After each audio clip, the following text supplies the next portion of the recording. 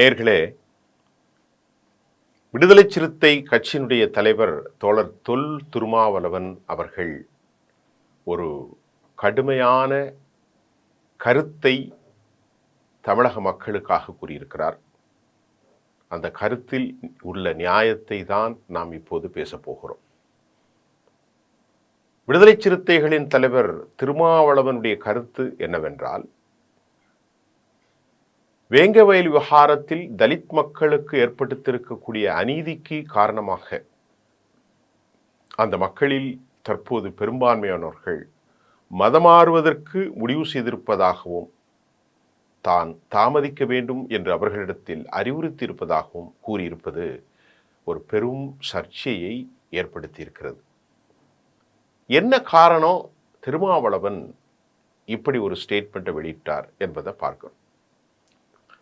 நாம் ஏற்கனவே ஒரு காணொளியில் தலித் மக்கள் தொடர்ந்து வன்கொடுமைகளுக்கும் சித்திரவதைகளுக்கும் மனித விரோத செயல்பாடுகளுக்கும் இந்தியா முழுவதும் ஆட்பட்டு வருவதை தவிர்த்து பெரியார் மண் என்று அழைக்கப்படுகிற தமிழ்நாட்டில் 1949 ஒடுக்கப்பட்டவர்களின் குரலாக தோற்றுவிக்கப்பட்ட திராவிட இயக்கத்தினுடைய அரசியல் முகமான திமுகவின் ஆட்சியிலும் கூட இது நடைபெறவில்லை. தலித்துகள் வாக்கு வங்கிகளாகவும் பகடைக்காய்களாகவும் ஆதிக்க சாதியினரால் அவர்கள் மோசமான ஒரு நிலைக்கு தள்ளப்படுகிறார்கள் என்றும் சொல்லியிருந்தோம். இந்த விவகாரத்தில் எல்லோரும் மௌனியாக இருக்கிறார்கள். அதிமுகவினுடைய பொதுச் செயலாளராக திருமதி சசிகலா அம்மையார் அவர்கள் சில நாட்களுக்கு முன்பு வெளியிட்ட செய்தியிலே யாரை காப்பாற்றுவதற்கு திமுக வேங்கவயல் விவகாரத்தில் இப்படி நடந்து கொள்கிறது என்ற கேள்வி எழுப்பியிருந்தார். அதே கேள்வியைத்தான் தொல் திருமாவளவனும் எழுப்பியிருக்கிறார். என்ன இப்போ அவர் மதம் மாறுவது என்றால், இன்னைக்கு ஹெச் ராஜா போன்றவர்கள் அல்லது அர்ஜுன் சம்பந்த் போன்றவர்கள் இல்லது வேறு பல பேர் இருக்கிறார்கள். இந்து அமைப்பின் தலைவர்கள் எல்லோரும் திருமலை எங்கே மதுரையில் சிக்கந்தர் பாபா தர்காவில் போராடுறதை விட்டுட்டு அல்லது ஒரு பாதி குழு அங்கே போராடிட்டு மீதி குழு வேங்கவயலுக்கு வந்திருக்கணும். எந்த ஒரு ஹிந்து அமைப்பும் போகலையே. அதைத்தான் திருமாவளவன் சொல்லுகிறார். சனாதன எதிர்ப்பு என்பதில் தந்தை பெரியாரை விட மிக மூர்க்கமாக தன் வாழ்வின் கடைசி பகுதி வரை புரட்சியாளர் அம்பேத்கர் போராடினார் என்ற கருத்தை திருமாவளவன் பதிவு செய்கிறார்.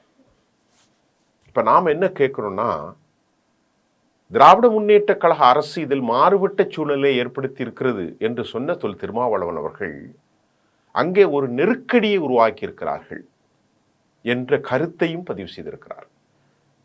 உங்களுக்கு சொல்லணும்னா நல்ல விளங்கும். சர்வதேச நிகழ்வுகளை நான் தொடர்ந்து லட்சக்கணக்கான மக்கள் பார்க்கிற காணொலியை போட்டுட்டு இருக்கேன். அதில் அடிக்கடி நான் யூஸ் பண்ணக்கூடிய வார்த்தை ஒரு பஃபர் ஜோன். யூத இராணுவம் பலஸ்தீனத்தில் அமைத்த பஃபர் ஜோன். வடக்கு மேற்கு கரையை பிரித்து அவர்கள் அமைத்தார்கள். சிரியாவில் உள்ள நுழைந்து ஒரு பஃபர் ஜோன், லெபனானில் ஒரு பஃபர் ஜோன், இடையக மண்டலம், உள்ள யாரும் நுழையக்கூடாது. அப்படி ஒரு அசாதாரண சூழ்நிலை வேங்கவயலில் இருக்கு. காவல்துறையினுடைய அத்துமீறல் இருக்கிறது. யாரும் நுழையவில்லை, நுழைய முடியவில்லை. அரசுக்கு இது தெரியுமா என்ற கேள்வியை கூட்டணி தர்மத்தை கொஞ்சம் உள்வாங்கி கடும் சொற்களால் தோழர் தொல் திருமாவளவன் திமுக அரசுக்கு எழுப்பியிருக்கிறார். ஆரம்பத்திலிருந்தே திமுகவின் மீது மக்களுக்கு கடும் சந்தேகம் இருந்ததாக குறிப்பிட்ட தொல் திருமாவளவன் அதை ஒரு சாதுரியமாக சொல்கிறார். அவசர கதியில் சிபிசிஐடி நீதிமன்றம் சென்ட்ரல் பியூரோ ஆஃப் இன்வெஸ்டிகேஷன் அழைக்கப்படுகிற சிபிஐக்கு ஒப்படைக்க சொல்லிவிடுமோ என்ற அச்சத்தால் அங்கு இருக்கக்கூடிய முரளிராஜா, முத்துகிருஷ்ணன், சுதர்சனம் என்ற உள்ளூர் சக இளைஞர்களையே குற்றவாளிகளாக ஆக்கி அவசர கதியில் வழக்கை முடிக்க திட்டம் போடுகின்றார்கள். அது ஒரு இடையக மண்டலமாக, ஒரு பஃபர் ஜோனாக, அதாவது சமூக அமைப்பிலிருந்தே துண்டிக்கப்பட்ட பகுதியாக புதுக்கோட்டை வேங்கவயல் மாறியிருக்கிறது என்பதையும் மதம் மாறுவதற்கு மக்கள் தயாராக இருக்கிறார்கள் என்பதையும் தொல் திருமாவளவன் அவர்கள் கூறியிருக்கிறார். ரொம்ப ரொம்ப முக்கியமான கருத்து. ஏற்கனவே அருந்ததிகள் மதம் மாறினாங்க கோயம்புத்தூரில்.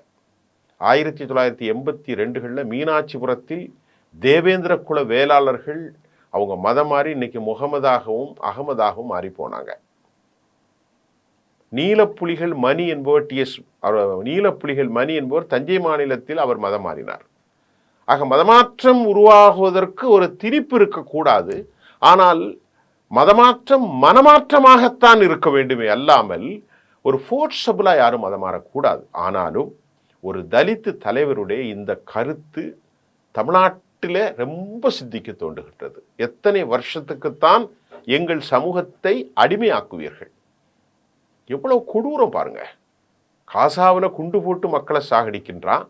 அதை விட கொடூரம், குடிக்கின்ற தண்ணீரில் பச்சை குழந்தைகள், பெண்கள், பாலூட்டக்கூடிய கருவுற்றிருக்கக்கூடிய தாய்மார்கள், நோயாளிகள், வயது முதிர்ந்தவர்கள், அவர்களெல்லாம் தாங்கள் சமைக்கிற அந்த உணவுல, குடிக்கின்ற அந்த உணவுல மலத்தை கலந்து, என்ன ஒரு மனசாட்சி தோழர்களே!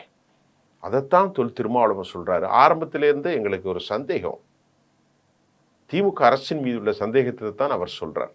நீதி நடக்கல, யாரை காப்பாற்றுவதற்கு, ஆதிக்க சாதியினர் யாரையாவது குற்றம் பிடித்து விட்டால் வாக்குகள் நமக்கு கிடைக்காம போயிருமோ என்கின்ற அச்சம்தான் என்பதை பலர் தெரிவித்திருப்பது இப்போது உண்மையிலேயே இன்றைக்கு தலித்துகளுடைய ரெப்ரசன்டேட்டிவா, உண்மையான ரெப்ரசன்டேட்டிவா மட்டுமல்லாமல் எதற்கும் எந்தவித அச்சத்திற்கும் மிரட்டலுக்கும் அழுத்தத்திற்கும் உட்படாத தொல் திருமாவளவனுடைய கருத்து தான் இன்னைக்கு தலித்துகளுடைய பிரதிநிதிகளாக நம்ம எடுத்துக்கொள்ள முடியுது.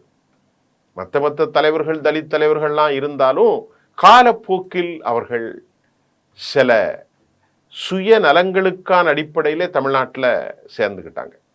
அதனால் அதை நாம் எடுத்துக்கொள்ள முடியாது. அனைத்து தலித்துகளுக்கும், தேவேந்திர குலர்களாக இருந்தாலும், அதே போல் பறையர் சமூக மக்களாக இருந்தாலும், அருந்ததி சமூக மக்களாக இருந்தாலும், இல்லது இந்து மதத்தில் எத்தனை ஒடுக்கப்பட்ட பிரிவுகளாக இருந்தாலும், அதாவது இந்து மதத்தை தாண்டி இஸ்லாம் மதத்தில், கிறிஸ்தவத்தில் ஒடுக்கப்பட்ட மக்களாக இருந்தாலும் சரி, அனைவருக்குமான குரலைத்தான் தொல் திருமாவளவன் அவர்கள் சொல்லியிருக்கிறார். இதே கருத்தை தொல் திருமாவளவன் அவர்கள் சிவகங்கையிலையும் சில வருஷத்துக்கு முன்னாடி சொல்லியிருந்தாரு. இப்போ போராடக்கூடிய இந்த அமைப்புகள் என்ன செய்ய போகிறது, திமுக என்ன செய்ய போகிறது, 10 மாசத்துல இந்த கூட்டணி தொடருமா? கடுமையான அழுத்தத்தை தொல் திருமாவளவன் அவர்களும் அவர்களுடைய சக நண்பர்களும் தோழர்களும் பாரிய அழுத்தத்தை ஏற்படுத்தி இருக்கிறார்கள்.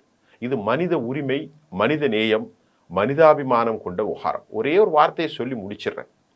அமெரிக்காவுடைய அதிபர் டொனால்டு ட்ரம்ப் காசாவில் எமது படைகள் நிலைநிறுத்தப்படும் என்று சொன்னார்.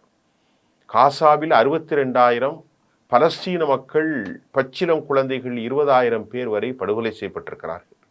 திருப்பி சொன்னால் அது உலகத்தின் கவனத்தை திருப்பி இருக்கிறது. இன்றைக்கு காலையில் காசாவில் அமெரிக்க படைகள் நிலைநிறுத்தப்படும் என்று சர்ச்சை ஏற்படுத்தியிருக்கிற டொனால்டு ட்ரம்ப் என்ன பொறுத்தவரை அதை விடவும் ஒருபடி மேலான அல்லது சமமான ஒரு பிரச்சனை தான் வேங்க வயல் பிரச்சனை. உலகத்தில் எங்கேயும் வரலாற்றில் ஒரு சமூகம் குடிக்கிற தண்ணீரில் விஷத்தை கலந்துருப்பான், மலத்தை கலந்த மாதிரி தெரியல.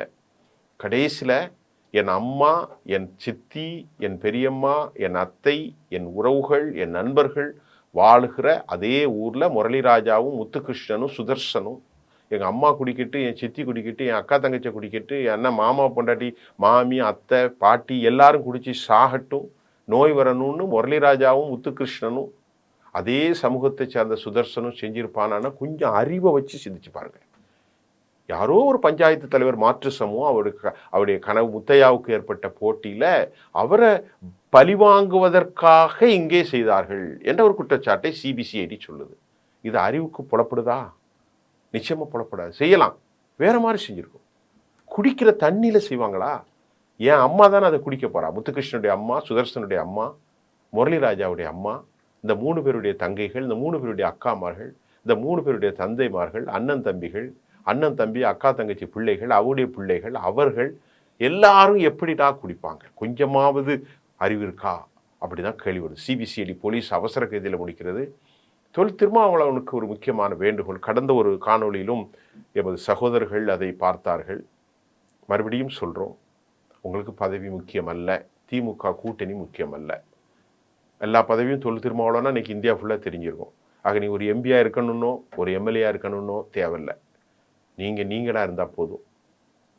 வரலாறு உங்களை பதிவு செய்யும். இன்றைக்கி நீங்கள் சொன்னீங்க இல்லையா, இன்றைக்கி கூட வைக்கம் வீரர் என்று சொல்லப்படுகிறார், இன்றைக்கு கூட புரட்சியாளர் அம்பேத்கர் என்று பேசப்படுகிறார். அப்படி பேசப்படணும்னா உங்களுடைய இலக்கு எம்பி அல்ல, கூட 4 சீட்டு வாங்கி நிற்கிறவங்கள. அது சுயநலவாதிகள் யாரா எல்லா கட்சியிலையும் இருப்பாங்க, அப்படி உங்கள் கட்சியிலையும் இருக்கலாம். அது முக்கியமல்ல. நீங்கள் இந்த சமூக போராளியாகவே வாழ வேண்டும். வரலாறு உங்களை அடைப்படுத்தும். திமுகவை எதிர்த்து நீங்கள் என்ன செய்ய போகிறீங்க? இது திமுகவை எதிர்த்தல்ல. வேங்கவேலில் மதமாறு விவகாரத்தில் இந்து அமைப்புகள் மௌனியாக இருக்கிறார்கள். ராஜா போன்றவர்களுக்கெல்லாம் இது ஒன்றும் பிரயோஜனம் இல்லை. அவர்களுக்கு பிரயோஜனம் எல்லாம் சிக்கந்தர் என்ன தர்காவா, அந்த மதுரையில் மலைகளுக்கு மேல் முஸ்லீம்களுக்கு எதிராக வன்மத்தை தூண்டுதான் அவர்களுடைய அரசியல். அதை நிலைப்படுத்த சொல்கிறாங்க. ஹிந்து மதத்தில் ஏற்பட்டிருக்கக்கூடிய இந்த குழப்பத்துக்கு தீர்வு இல்லையா என்று கேள்வி வருது. ஹிந்து சனாதனத்தில் ஏற்பட்டிருக்கிற சனாதனத்தை தூக்கி பிடிக்கக்கூடிய நீங்கள் ஹிந்து மதத்தில் உள்ள இந்த தலித்துகளுக்கான நீதிக்காக ஏன் ராஜா போராட மறுக்கிறார் என்பது எனக்கு தெரியவில்லை. இதுதான் இந்து மதம். அதைத்தான் அவர் சொல்லி காட்டுறார். இந்த மாதிரி ஒரு நிலை இருக்குன்னு. ஆக நீங்கள் உங்களுக்காக போராட யாரும் வரமாட்டாங்க. நீங்கள் தான் என்னதான் நீங்கள் சொன்னாலும் சரி, தலித்து தான். இதை இப்போ புரிஞ்சுட்டு நம்ம அதைத்தான் ஓப்பனாக பேசிக்கிட்டு இருக்கோம். நமக்கு எந்த விதமான தயக்கமும் இல்லை. ஆக நீங்கள் தான் இப்பொழுது இந்த மக்களுக்காக போராட வேண்டும் என்று தமிழ்நாடு முழுவதும் தலித்துகள் எதிர்பார்க்கிறார்கள். வைக்கம் வீரராக அவர் பாராட்டப்பட்டார் தந்தை பெரியார் அவர்கள். நீங்கள் வேங்கை வயலாக இருக்க வேண்டும். மக்களுக்கு அநீதிக்கு தீர்வை மட்டும் சொல்லுங்க. இந்த மக்களை காப்பாற்றுங்க. இந்த மக்கள் கொடுமைக்கு ஆளாயிடக்கூடாது. இதுதான் எமது பார்வை. நன்றி.